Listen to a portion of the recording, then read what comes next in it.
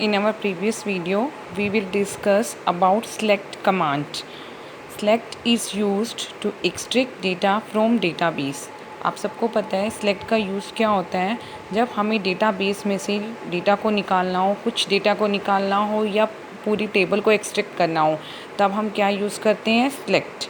अगर हमें कोई कॉलम एक्सट्रैक्ट करना हो तो हम कैसे लिखते थे, select column name from table name.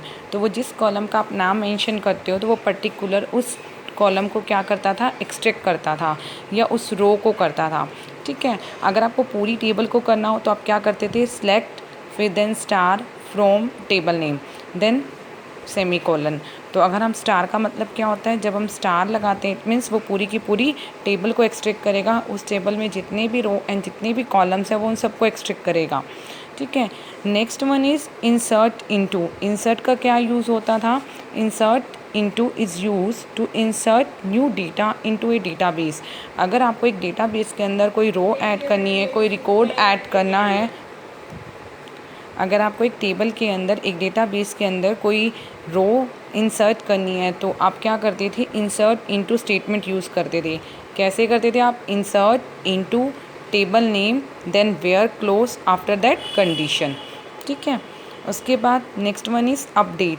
Update means update data in a database. अगर आपको एक डेटाबेस के अंदर डेटा को अपडेट करना है, मान लो राम का कॉन्टेक्ट नंबर पहले 1 2 3 4 है और फिर उसका नंबर अपडेट हो गया है, इट्स नाउ 5 6 7 8, तो आप क्या करते थे, अपडेट कमांड का यूज़ करते थे। कैसे करते थे, अपडेट टेबल नेम वेयर, फिर कंडीशन देते थे कि जहाँ पर जैसे आपको कॉन्टेक्ट नंबर करना है तो आप क्या लिखोगे, update table. Suppose table name आपने बनाई हुई है स्टूडेंट रिकॉर्ड, तो आप लिखोगे student record where contact number is, जहाँ पे कॉन्टेक्ट नंबर ये है अब वहाँ पर अपडेट कर दिया जाए।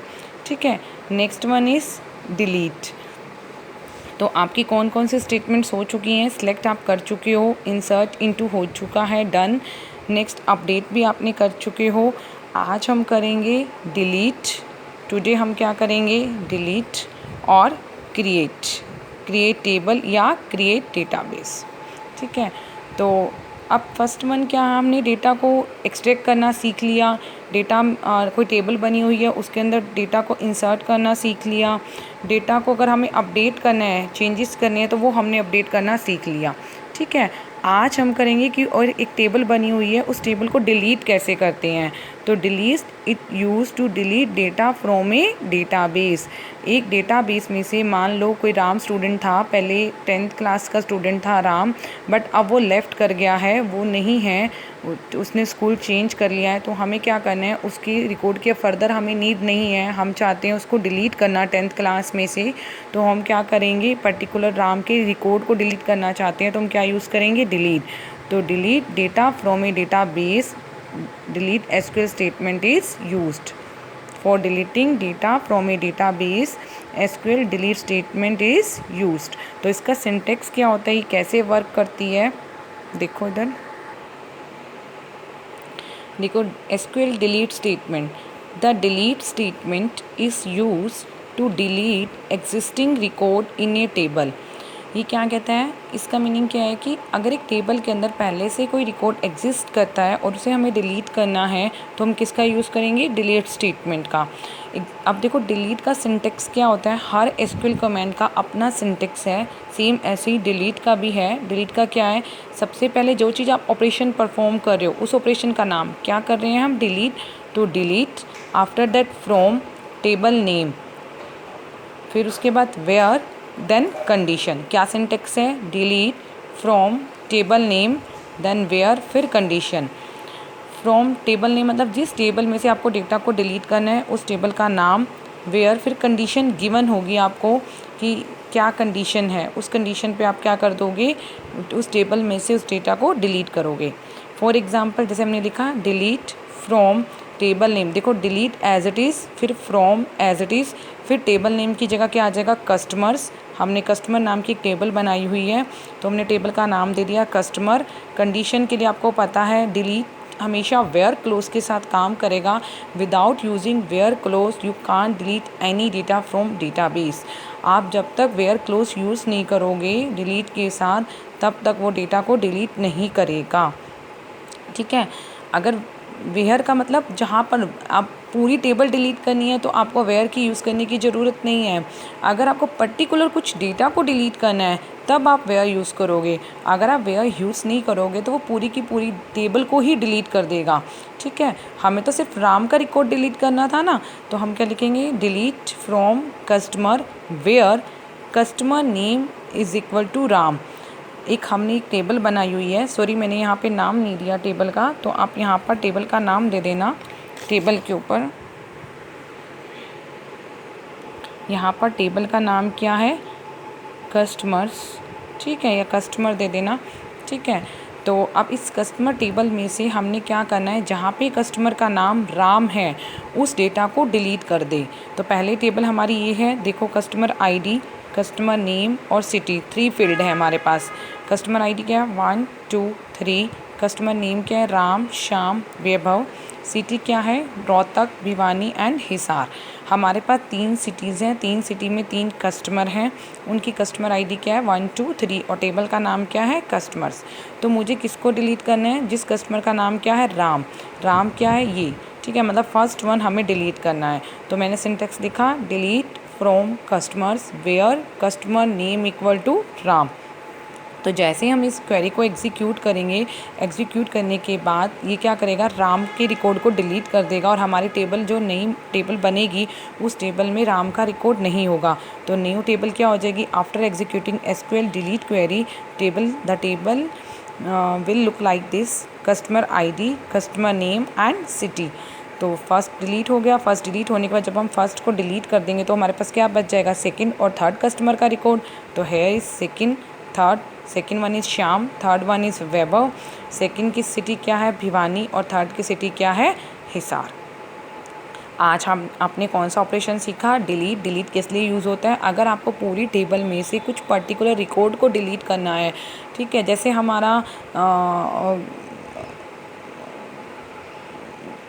डिलीट, तो सिंटेक्स क्या होगा, delete from table name where condition, ठीक है, delete from customer where customer name equal to Ram. ये कंडीशन आपको गिवन होगी। मान लो ये एसक्यूएल क्वेरी अगर पेपर में आ जाती है बोर्ड एग्जाम में, या मैं भी आपको देती हूँ कि आपको डिलीट ऑपरेशन परफॉर्म करना है, तो मैं आपको बताऊँगी ना कि आपको क्या चीज़ डिलीट करनी है, जहाँ पे कस्टमर नेम राम है या कस्टमर की ID 2 है।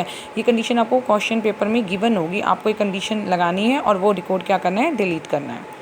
Next one is your create table.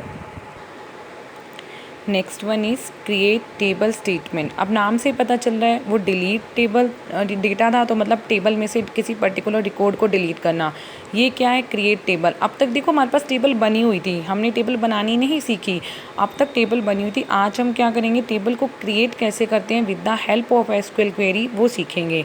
तो उसके लिए क्या होती है, create table is use to create a new table in a database. हमने पीछे डेटाबेस में टेबल बनाई थी ना, through table wizard and in design view. अब हम उस टेबल को सेम एसक्यूएल क्वेरी के हेल्प से बनाएंगे। तो उसका सिंटेक्स क्या होता है, सबसे पहले क्रिएट कर रहे हैं तो क्रिएट टेबल, क्रिएट कर रहे हैं तो टेबल, फिर टेबल का नाम, फिर आपको पता है क्रिएट टेबल टेबल नेम, इससे तो एक टेबल क्रिएट हो जाएगी। लेकिन हमें मालूम है कि एक टेबल के अंदर टेबल किससे बनती है, रो एंड कॉलम से। रो होती हैं एंड कॉलम होते हैं। तो आप क्या दोगे, column 1 data type, column 2 data type, column 3 and data type. फिर आफ्टर दैट जितने भी कॉलम, एक टेबल के अंदर आपको 3 कॉलम बनाने हैं, तो आप ऐसे लिखोगे कॉलम 1, कॉलम 2, कॉलम 3 और हर कॉलम की डेटा टाइप। हम जब टेबल बना रहे थे तो हर कॉलम की डेटा टाइप मेंशन करते थे ना, जैसे स्टूडेंट आईडी है तो क्या होगी, इंटीजर, मार्क्स हमारे इंटीजर में होंगे, नेम है तो वो टेक्स्ट में होंगे। तो ये वही है, डेटा टाइप मतलब टेक्स्ट डेटा लेगा, जो भी आप कॉलम बना रहे हो वो टेक्स्ट टाइप का डेटा लेगा, इंटीजर लेगा, वेर कैर लेगा, कैरेक्टर लेगा, किस टाइप का डेटा वो कॉलम होल्ड करेगा वो आपको डेटा टाइप मेंशन करनी होगी।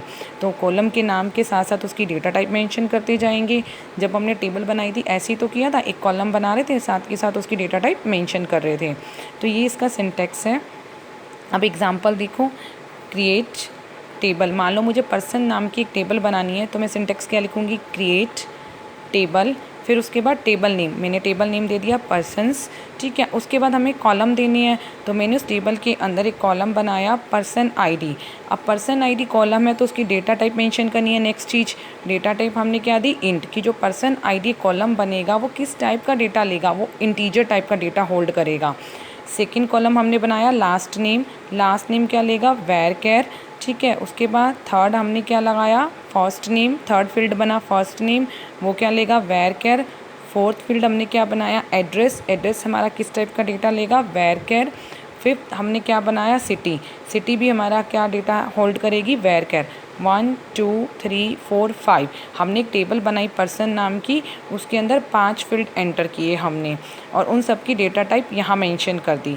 अब एक चीज़ और देखो, डेटा टाइप के साथ साथ हमने स्मॉल ब्रैकेट में 255 लिखा है, ये क्या है, इट मीन्स ये जो डेटा है, अब जैसे लास्ट नेम है, किसी का फर्स्ट नेम है, जैसे राम, जैसे अब मेरा ही लगा लो रितु अरोड़ा, तो first name is Ritu and last name is Arora, तो अरोड़ा की लेंथ क्या होगी, कितने नंबर ऑफ कैरेक्टर्स वो होल्ड करेगा। अब अरोड़ा में कितने हैं, 5, तो अगर मुझे पता है कि अगर मैं ये डाल दूँ 5 तो मतलब 5 लेगा, इससे ज़्यादा नहीं लेगा, ठीक है। मान लो किसी का सरनेम काफ़ी बड़ा है, जैसे कश्यप है, भारद्वाज है, भरतवल है, तो ये क्या है, 5 मोर देन 5 है, तो हमने क्या ले लिया 255, मतलब इतनी रेंज तक के करेक्टर्स वो क्या लेगा, लास्ट नेम में लेगा, ठीक है। एड्रेस हो गया, सिटी हो गया। अब देखो फर्स्ट वो क्या कहता है, the person ID column is of type int, जो पर्सन आईडी किस टाइप की है, इन टाइप की, and will hold N integer, integer data को होल्ड करेगा, already told you. The last name, first name, address and city, चारों के चारों जो रेस्ट ऑफ 4 कॉलम है ये किस टाइप के हैं, वेर कैर, तो ये किस डेटा को होल्ड करेंगे, करेक्टर्स को, किस डेटा को होल्ड करेंगे, करेक्टर्स को।